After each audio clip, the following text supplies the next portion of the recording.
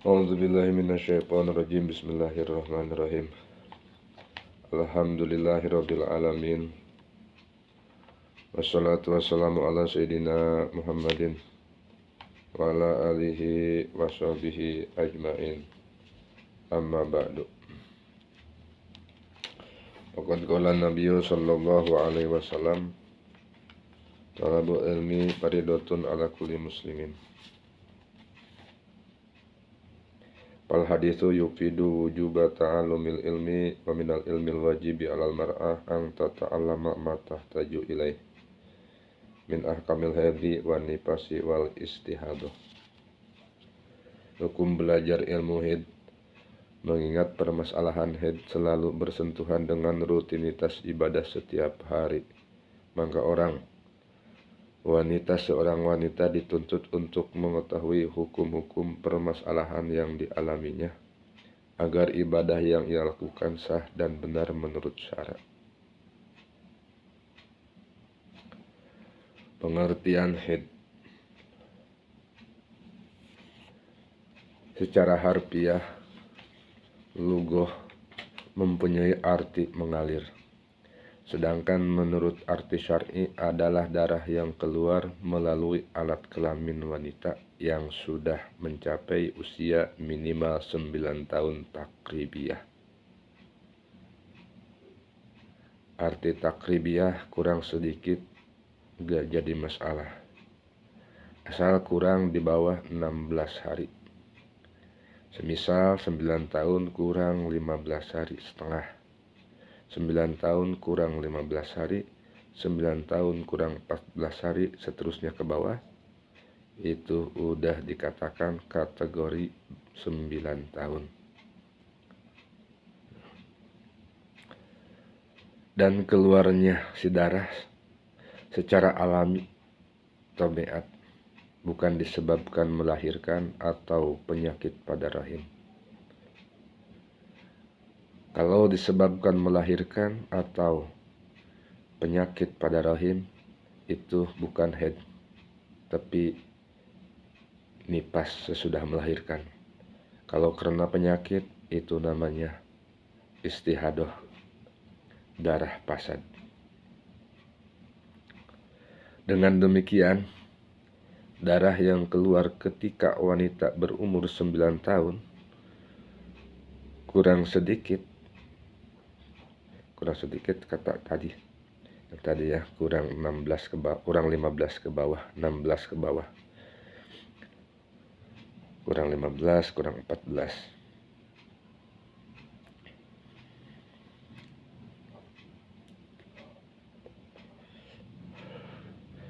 Pada umumnya wanita dalam setiap bulan selalu mengalami haid secara rutin sampai masa usia tidak keluar haid.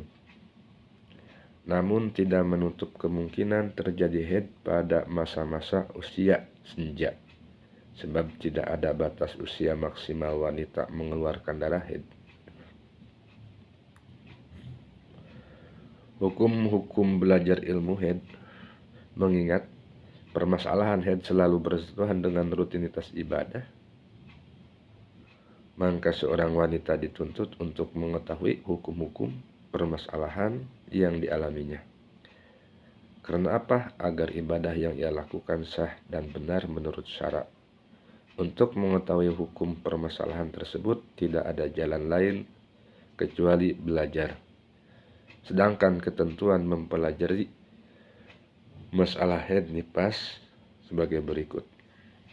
Fardu ain bagi wanita yang baligh, artinya wajib bagi setiap wanita yang sudah baligh untuk belajar dan mengerti permasalahan yang berhubungan dengan haid, nifas, dan istihadah.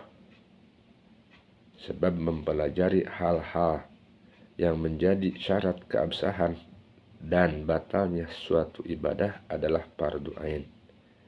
Sehingga setiap wanita wajib keluar dari rumah untuk mempelajari hal tersebut.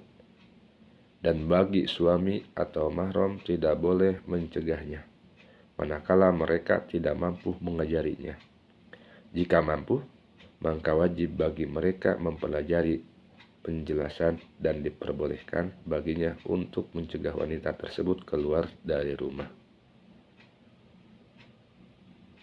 Hukum mempelajari haid bagi laki-laki fardu kifayah. Mengingat permasalahan haid, nifas, dan istihadah tidak bersentuhan langsung dengan rutinitas ibadah kaum laki-laki, maka hukum mempelajarinya adalah fardu kifayah. Sebab mempelajari ilmu-ilmu yang tidak bersentuhan langsung dengan amaliyah ibadah yang harus dilakukan hukumnya adalah fardu kifayah. Hal ini untuk menegakkan ajaran agama dan untuk keperluan ifta. Ifta itu fatwa.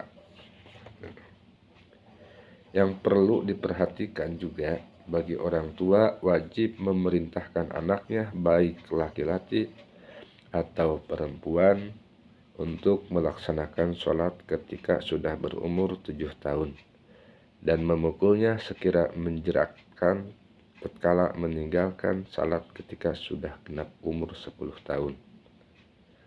Di samping itu juga wajib melarangnya dari segala perbuatan yang diharamkan dan memberi pelajaran tentang hal-hal yang diwajibkan baginya ketika sudah balik, termasuk di dalamnya permasalahan haid, nifas, dan istihadah. Ketika anak sudah balik, maka tanggung jawab orang tua sudah dianggap gugur dan beralih menjadi tanggung jawab anak itu sendiri. Jadi kalau baru umur 7 tahun, 10 tahun, memerintahkannya itu anak wajib, tapi anak melaksanakan ibadah baginya belum wajib.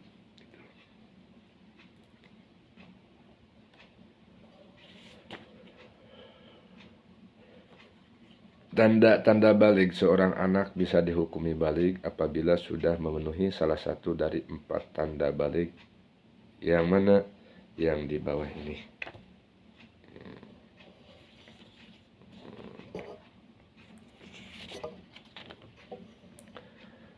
Satu, genap berumur 15 tahun Komariah garis miring Hijriah bagi laki-laki atau perempuan.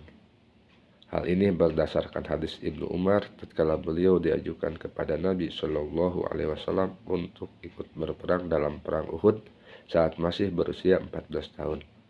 Namun Nabi tidak merestui karena menganggapnya belum balik. Kemudian pada perang Khandaq, Ibnu Umar diajukan kembali kepada Nabi Shallallahu Alaihi Wasallam untuk berperang saat berusia 15 tahun karena Nabi menganggapnya sudah balik, maka beliau merestuinya. Dari hadis di atas, ulama merumuskan bahwa bila seorang anak laki-laki atau perempuan sudah dianggap berumur 15 tahun, maka dihukumi balik, sedangkan cara penghitungannya dimulai dari terpisahnya anak dari kandungan sang ibu sampai genap umur 15 tahun Hijriah. Dengan hitungan pasti ya. Hitungan pasti kalau maksudnya tahdidiyah bukan takribiyah. Kalau hitungan pasti gak boleh kurang. Kalau dari head kan tadi hitungannya hitungan takribiyah, kurang sedikit, kurang 16 ke bawah, kurang dari 16 ke bawah, kurang dari di bawah 16 itu enggak apa-apa kalau masalah head. Kalau umur 15 ini sebutnya tahdidiyah. Oleh karena itu, jika kurang 1 hari saja, seorang anak belum bisa dihukumi balik. Dalam penentuan umur balik ini, penentuan dengan umur 15 tahun. Yang kedua, tanda balik, keluar sperma pada saat minimal usia 9 tahun Hijriah bagi laki-laki atau perempuan. Jadi bila mana anak laki-laki atau perempuan berumur 9 tahun, terus dia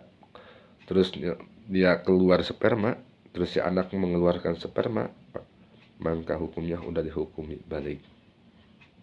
Itu juga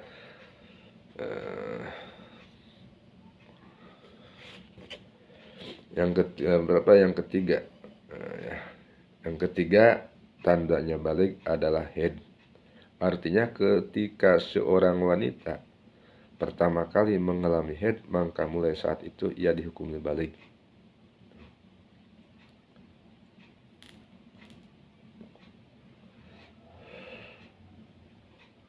Wallahu a'lam bishawab.